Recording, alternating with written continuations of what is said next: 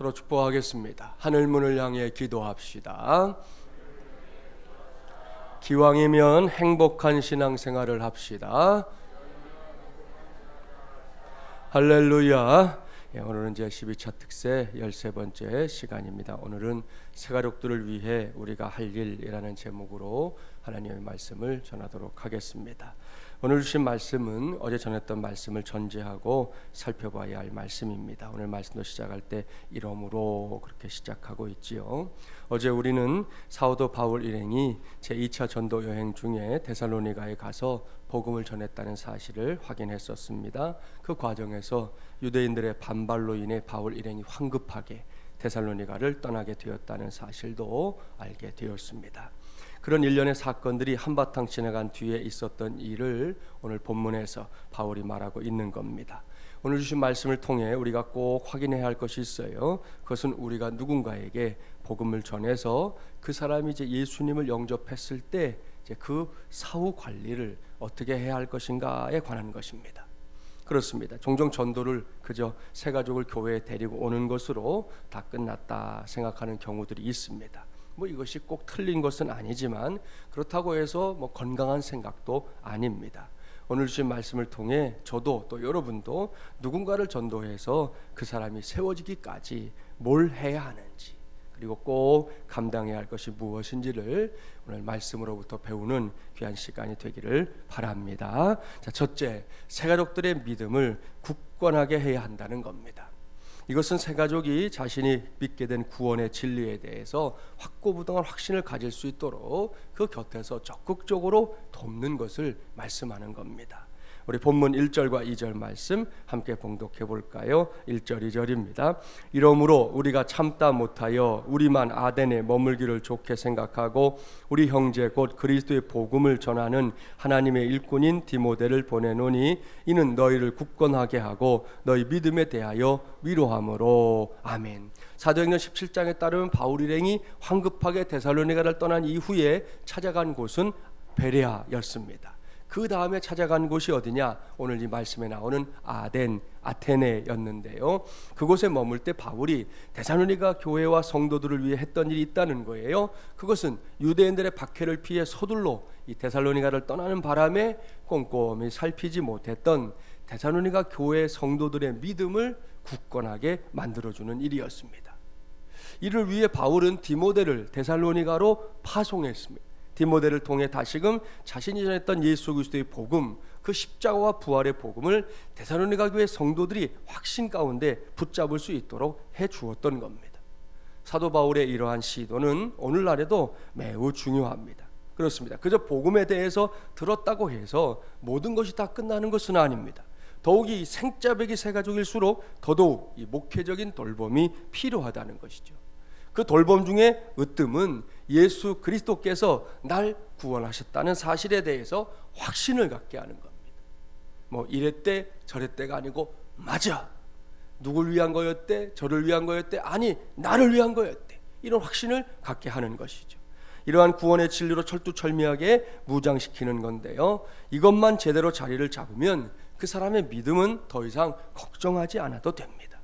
그렇습니다. 신앙생활을 시작한 새가족이 내가 구원받은 하나님의 자녀다라는 확신과 그러한 믿음으로 하루하루를 살아갈 수 있다면 그때부터는 더 이상 걱정할 것이 없는 것이죠. 문제는 이러한 신앙으로 자기 자신을 무장하는 일에 있어서 우리 자신이 얼마나 신경을 쓰고 있느냐입니다. 새가족들이 아직 하나님을 잘 몰라서 그런다고 할 수 있어요. 그래서 그들에게 신앙을 굳건하게 세울 수 있는 기회를 만들어줘야 한다, 지금 말씀을 드리는 거잖아요. 문제는 기존 신자들이 의외로 이러한 일에 무관심하다는 데에 있습니다. 찰스 알렌이라고 하는 신학자가 미국의 여러 지역의 교회들을 대상으로 성도들의 신앙생활에 대해서 조사를 했습니다. 설문 대상 모두는 자신을 기독교인이다, 크리스찬이다 그렇게 생각하는 사람들이었어요. 조사 결과를 보니까 20%의 사람들은 대부분 주일 성수를 제대로 하지 않고 있었습니다. 무려 20%가 주일을 쭉 지키는 거, 꾸준하게 지키는 거를 안 하고 있더라는 거예요. 25%의 신자들은 일주일 중에 기도하는 시간이 전혀 없다. 4분의 1이 기도랑 상관없이 산다는 거예요. 그보다 10%가 높았던 35%의 신자들은 전혀 성경을 읽지 않는다. 한 주간을 지내는데 주일날 뭐 듣는 말씀 외에 아예 성경을 읽지 않고 사는 사람들이 35%나 된다는 거예요. 그런가 하면 40%의 성도들은 헌금 생활에 전혀 관심이 없다고 응답했고요, 75%의 성도들은 교회 출석 외에는 어떤 것도 자기가 맡은 것이 없다, 그렇게 응답을 했다는 거지요. 그런데 여기서 마지막 설문 결과가 많은 걸 생각하게 만들었습니다. 설문에 응한 사람들 100%, 그러니까 모든 사람들이 뭘 생각하고 있느냐? 나는 천국에 갈 거다, 그런 생각을 하고 있다는 거예요. 자, 사랑하는 세배용사 여러분, 여러분은 이러한 설문 결과를 어떻게 생각하십니까? 100%의 사람들이 천국에 갈 수 있다고 응답했으니 그것만 보면 귀한 일이죠. 너무 귀한 일이에요. 예수님을 믿으면 구원받는다는 거, 이것은 변함없는 사실이기 때문입니다. 그런데 여기에 중요한 문제가 있어요. 내가 구원받았고 그래서 천국에 가는 것도 예약이 끝났으니 그 다음에는 대충 살아도 된다는 겁니까? 이것은 결코 건강한 신앙생활이 아니라는 거예요. 이번 주일에 제가 말씀드렸잖아요. 우상 숭배와 하나님을 섬기는 것의 차이 말입니다. 우상 숭배자들은 자기들이 믿는 신을 결국은 제멋대로 주무르려고 하는 거예요. 하지만 하나님은 어린 반푼어치도 없습니다. 누구든지 하나님을 만나면 하나님은 제일 먼저 이렇게 다가오신다고 했지요. 나는 너를 변화시키기 원한다. 여기서 말하는 변화는 그저 간신히 주일에 교회 문턱 한번 넘어서는 거, 그런 정도가 아닙니다. 이것은 구원받은 사람이기에 반드시 하나님의 자녀다운 삶을 살아내는 그런 변화인 줄 믿습니다. 이러한 변화가 언제 일어나느냐? 나의 믿음이 이전보다 더 견고해질 때, 그때 우리 안에서 변화라는 것이 일어나게 되는 겁니다. 여기까지 간 다음에 천국에 갈 확신을 100% 가졌다. 박수 쳐줄 일이죠. 모두가 기뻐할 일이죠. 하나님께 영광이 될 일이라는 거죠. 거기까지 간 다음에 말입니다. 세계적으로 유명한 강해 설교가인 마틴 로이드 존스 목사님께서 기독교 신앙에 대해 하신 말씀 가운데 하나는 기독교는 불붙는 논리다라는 거예요. 참으로 기가 막힌 표현. 제가 개인적으로 굉장히 좋아하는 표현인데 이게 곱씹으면 곱씹을수록 마음에 와 닿아요. 그렇습니다. 우리가 믿고 있는 진리는 모르면 그거 아무것도 아니지만 알면 알수록, 깨달으면 깨달을수록 사람들의 가슴 속에 불을 붙이는 진리라는 거예요. 그 불 때문에 지금 이 시간에도 이 나라 구석구석에서 우리처럼 하나님을 찾고 부르짖는 세배용사들이 있는 겁니다. 저 시골 구석의 작은 교회 어디일지라도 그곳에 단 한 명의 성도라도 이 새벽 그곳에서 기도하는 이들이 있다고요. 왜? 하나님의 말씀이 그들의 가슴에 불을 붙이기 때문이에요. 그 불 때문에 지금 이 시간에도 지구촌 반대쪽 어디에선가는 생명의 복음을 전하기 위해 하나뿐인 목숨까지 걸고 있는 하나님의 종들이 많다는 겁니다. 이것이 기독교의 역사인 줄 믿습니다. 이 정도 되면 왜 우리 교회가 세가족들의 믿음에 관심을 가져야 하는지 알 수 있으시죠. 우리가 세가족들을 향해 감당해야 할 사역은 생명의 사역입니다. 그들이 하나뿐인 목숨까지도 바칠 수 있는 진리를 위한 사역이에요. 따라서 온 교회가, 온 성도들이 이 일에 관심을 가져야 합니다. 그저 나 하나 연명하는 정도의 신앙이 아니라 한 영혼을 불붙게 만드는 뜨거운 신앙이 우리 공동체 속에 필요하다는 말씀이에요. 이를 감당해내는 저와 여러분이 되기를 주님의 이름으로 축복합니다. 두 번째로 심사해야 할 일이 있네요. 그것은 세가족들을 적극적으로 위로해야 한다는 겁니다. 본문 2절과 3절 말씀 함께 봉독해 볼게요. 2절 3절입니다. 우리 형제 곧 그리스도의 복음을 전하는 하나님의 일꾼인 디모데를 보내노니 이는 너희를 굳건하게 하고 너희 믿음에 대하여 위로함으로 아무도 이 여러 환난 중에 흔들리지 않게 하려 함이라. 우리가 이것을 위하여 세움 받은 줄을 너희가 친히 알리라. 아멘. 지난 시간에도 또 어제도 말씀드렸지만 성경이 기록되던 시대의 사람들이 예수님을 구세주로 믿고 섬기는 일은 결코 녹록한 일이 아니었습니다. 이런 말씀이에요. 예수님을 믿지 않았던 어제까지는 내게 아무런 문제도 없었고 아무런 위협도 없었습니다. 그저 내가 받은 복만큼 누리면서 편안하게 살면 됐어요. 하지만 예수님을 구세주로 믿게 된 오늘부터는 사정이 달라진 겁니다.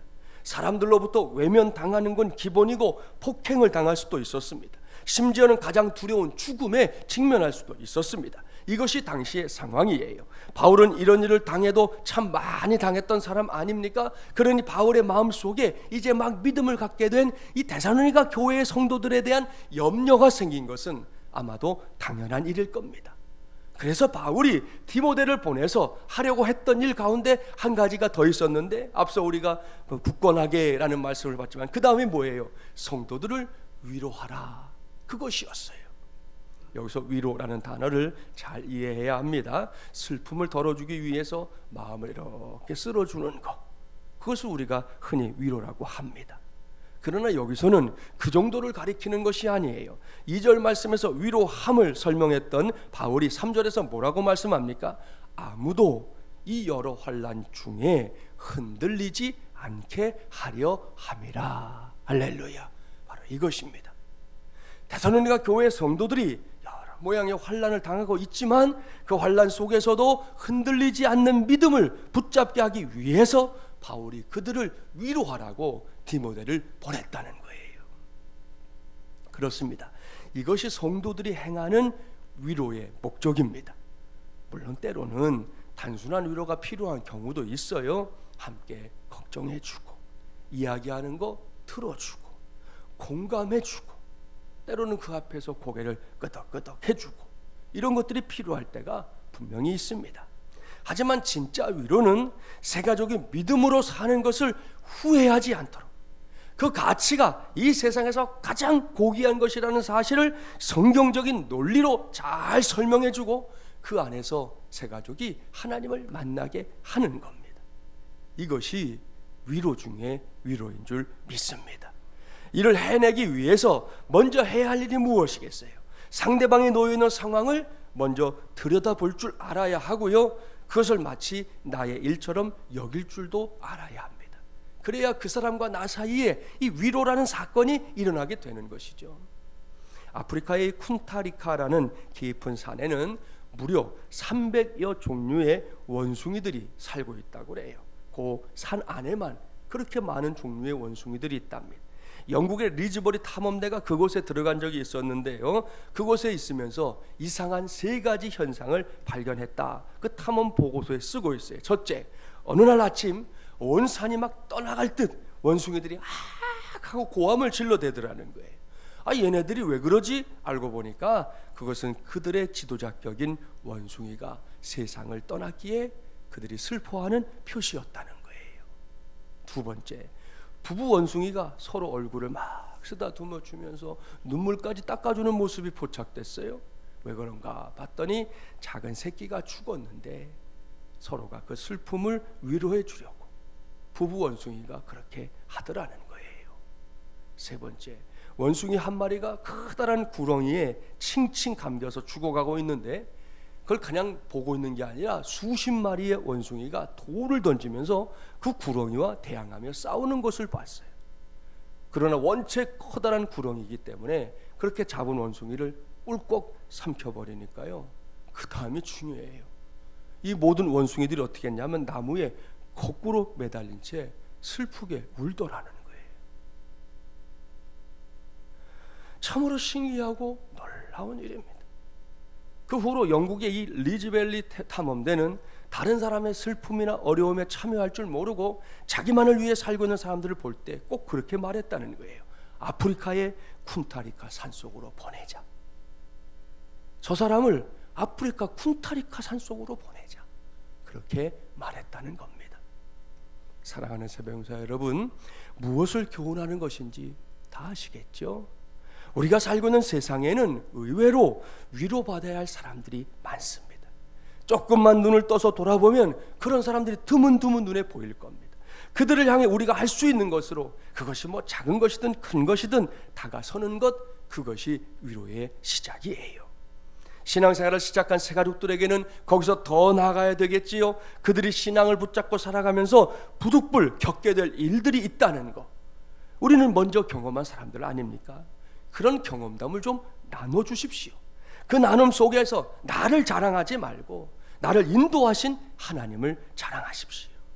나의 능력이 되고 나를 여기까지 인도해 주신 예수 그리스도를 자랑하십시오. 그러면 새 가족들도 다짐하게 될 거예요. 내가 지금 붙잡은 신앙을 인생 마지막까지 붙잡고 살아야지 라고 말입니다. 그렇습니다. 교회 안에서 행해지는 위로는 마치 온실의 화초를 다루듯 행해지는 것을 가리키는 게 아니에요. 그 위로를 통해서 성도들이 믿음의 야성을 길러주도록 하는 것이죠. 그것이 우리가 진짜 행해야 될 위로라는 것입니다. 새 가족들을 더욱 강하고 힘 있는 하나님의 사람들로 세워가는 것이 우리가 하는 위로의 목적이라는 것, 이것을 기억하시고 이를 해내는 우리 모두가 되기를 간절히 바랍니다. 세 번째로 우리가 해야 할 것이 있어요. 그것은 새 가족들을 위해 열심히 기도해야 한다는 겁니다. 본문 10절 말씀 함께 봉독해 볼까요? 10절입니다. 주야로 심히 간구함은 너희 얼굴을 보고 너희 믿음이 부족한 것을 보충하게 하려 함이라. 아멘. 사랑하는 새벽용사 여러분, 보십시오. 위대한 사도 바울도 자신이 복음을 전해서 구원한 데살로니가 교회의 성도들을 위해 기도하고 있습니다. 그것도 주야로 기도하고 있습니다. 심지어 심히 간구하고 있다, 그렇게까지 말씀하고 있을 정도입니다. 참으로 귀하고 귀한 일입니다. 우리 모두가 이러한 바울의 신앙을 적극적으로 배워야 합니다. 옳습니다. 천하보다 귀한 한 영혼을 구원하는 일을 놓고 대충대충 한다는 것은 말이 안 됩니다. 그렇게 해서는 될 일도 되지 않습니다. 한 영혼을 위해서는 무엇보다 기도에 힘써야 합니다. 그래야 하나님의 위대한 역사가 그 영혼 속에 임하게 되는 겁니다. 저는 우리 교회에 와서 처음으로 신앙생활하는 성도와 그 가정에 이러한 은혜가 임하고 있는 것을 요즘도 계속해서 보고 있어요. 처음에 한 권사님의 인도로 우리 교회에 오게 되고 또 등록한 그런 가정이 있습니다. 신앙생활이 뭐 처음이에요. 처음이다 보니 매주 성수주라는 거, 아까 뭐 예수 믿는 사람들도 20%나 꾸준히 못한다는데 뭐 새 가족이 그게 되겠어요? 쉽지 않았습니다. 한 주일 나오면 또 한 주일이나 두 주일은 보이지 않는 거예요. 그런데요, 이 성도를 전도한 권사님이 그 가정을 위해서 열심히 기도했습니다. 때 되면 저에게 기도 부탁도 하고 뭐 또 특세 때 기도 제목도 내기도 하고, 저도 또 볼 때마다 권면하고 안 보이면 또 전화해서 안부를 묻고 주일에 꼭 만나자고 이야기도 하고 그렇게 이제 챙겼어요. 그러는 와중에 변화가 일어났어요.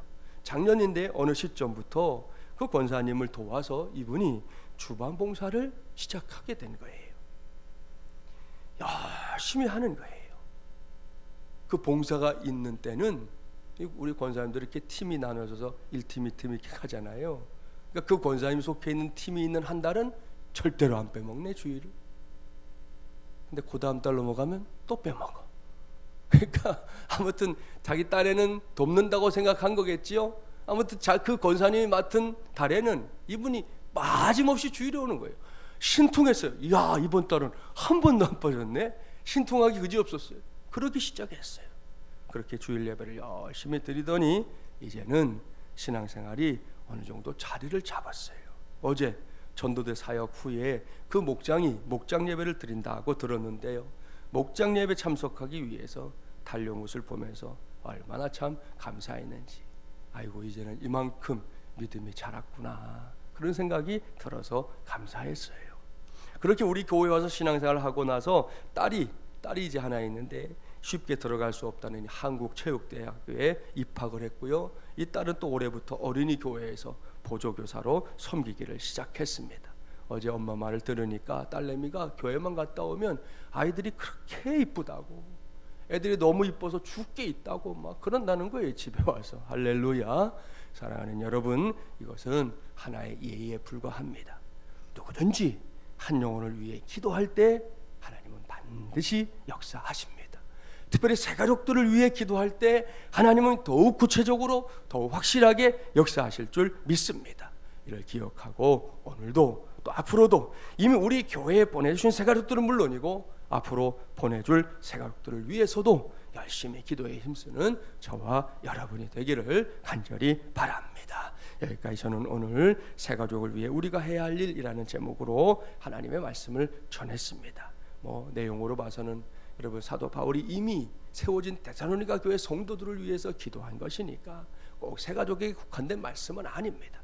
우리 모두에게도 해당되는 말씀이에요. 그러니 기억하시고 우리의 신앙을 위해서도 이 말씀을 교훈으로 삼게 되기를 바랍니다. 그런 가운데 이 새벽에도 우리가 함께 부르짖어 기도함으로 하나님의 풍성한 응답의 자리에 나아가는 저와 여러분이 되기를 주님의 이름으로 간절히 축원합니다.